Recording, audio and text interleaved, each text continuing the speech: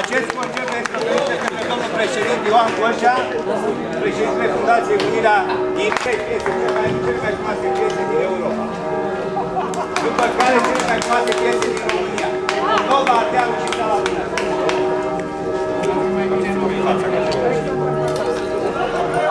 Hai, nene, hai, nene, că eu să-i fac caminul. Bine. Mergi informația acum. Mergi la doamne acum. Mergi informația.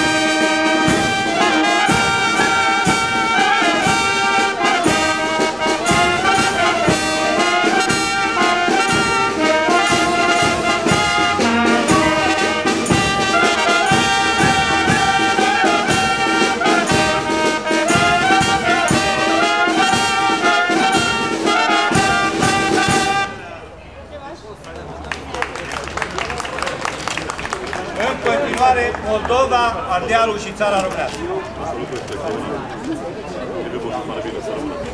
Cătorica!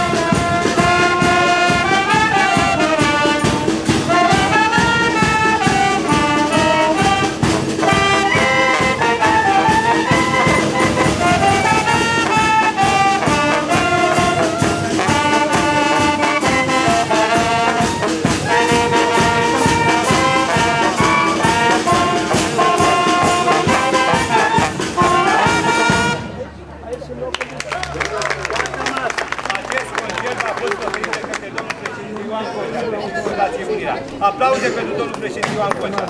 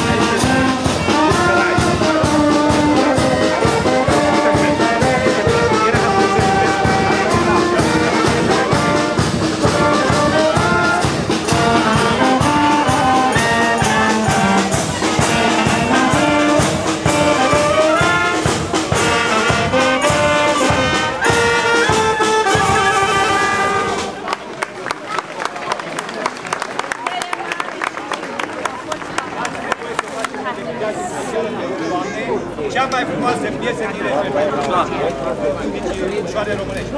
O piesă Altan Spătar. Nu filmați când vedeți popii cu sticla în mână. Da, dau cola. Dau cola.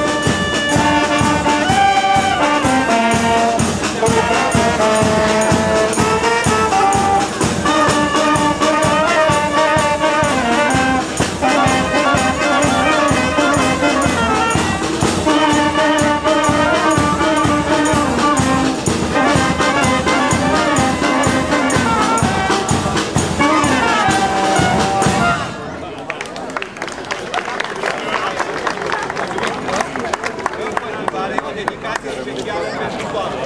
Așa e. Cea mai frumoasă piesă din Asia. Dedicație specială pentru prevalare. 1, 2, 3, 1, 2, 3.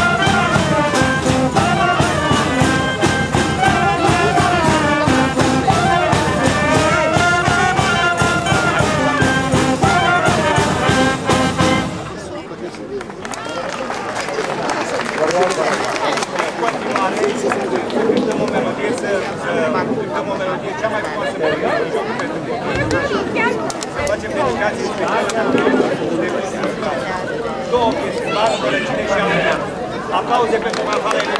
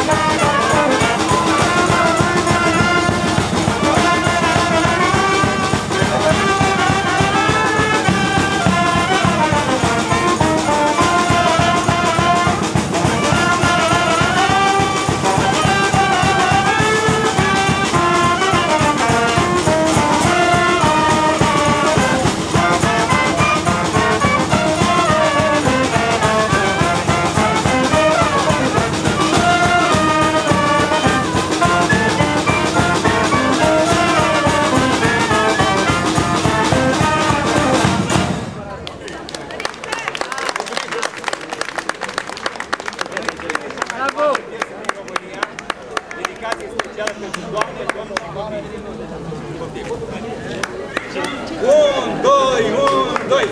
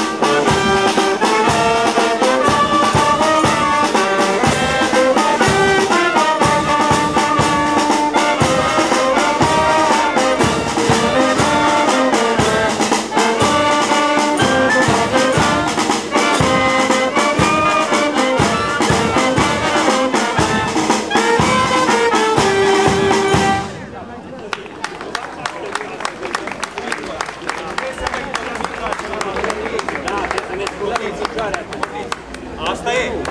Poftiți. Imnul național, da? 1, 2 și...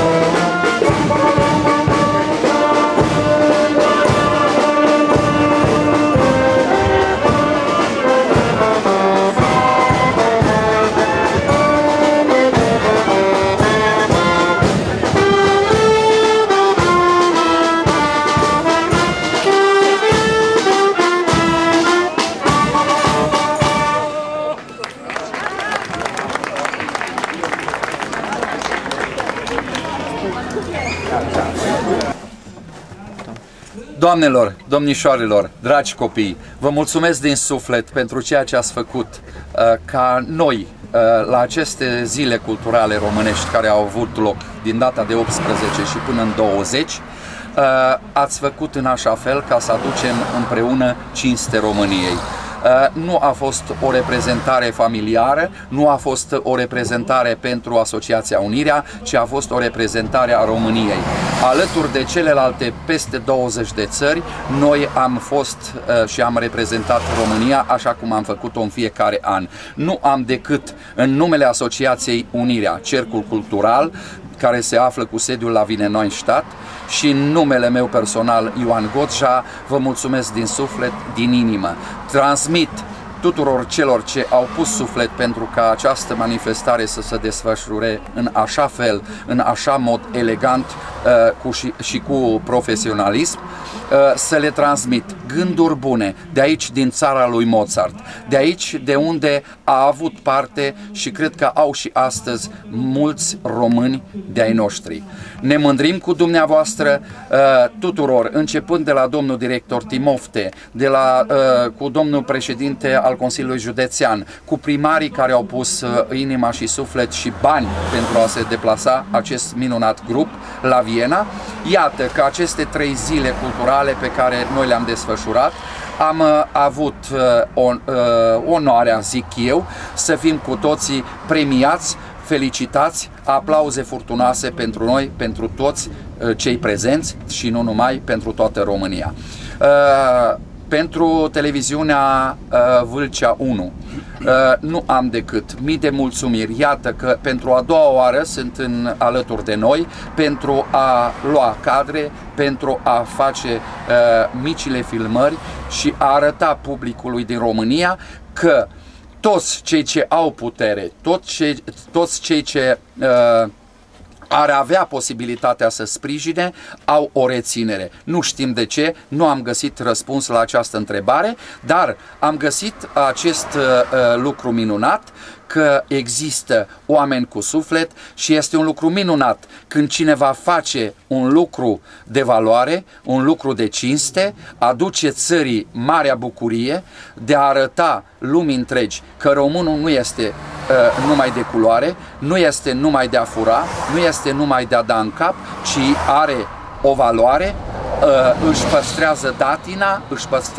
păstrează obiceiurile, și tot ce este frumos nu lasă să se bântuie, nu lasă în voia soartii, ci vrea să ducă mai departe. Felicitări pentru acest minunat cor, pentru această minunată fanfară condusă de domnul profesor Constantin Andrei.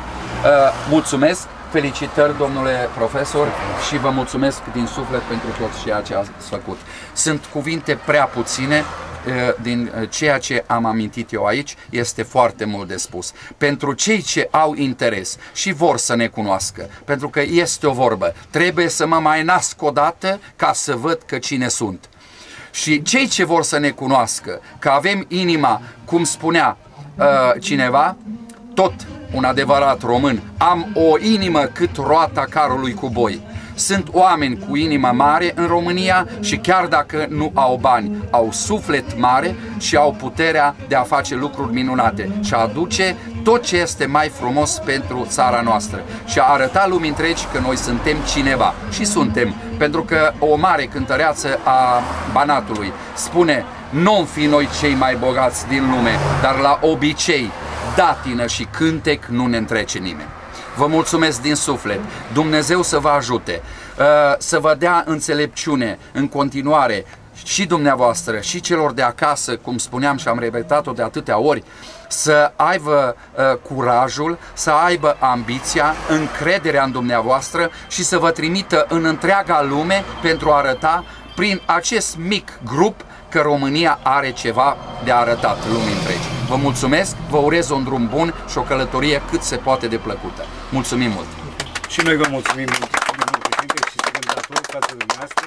Vă mulțumim că ne-ați invitat 3 ani la rând și sperăm să ne găsim la Râmnicu Vâlcea la ziua Imnului Național. Vă așteptăm cu mare bucurie. Voi încerca, cum nu promit niciodată un lucru, ci vreau să spun se va putea, atunci voi fi sigur când voi fi prezent acolo. Mi-ar face deosebită plăcere să fiu din nou la zilele vâlcene. Am rămas cu o impresie deosebit de plăcută, pentru că acolo există ceva ce există în orice colț de țară frumos. Dar Vâlcea are ceva aparte. Are acei oameni minunați, are acele peisaje deosebite, are acele mănăstiri foarte frumoase și are acei oameni cu suflet, cu inimă de român adevărat. Vă mulțumim frumos! Dumnezeu să vă ajute și să aveți un drum bun!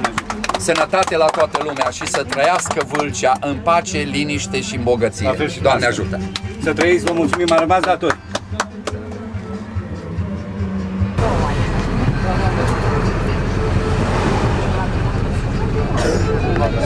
Și bine că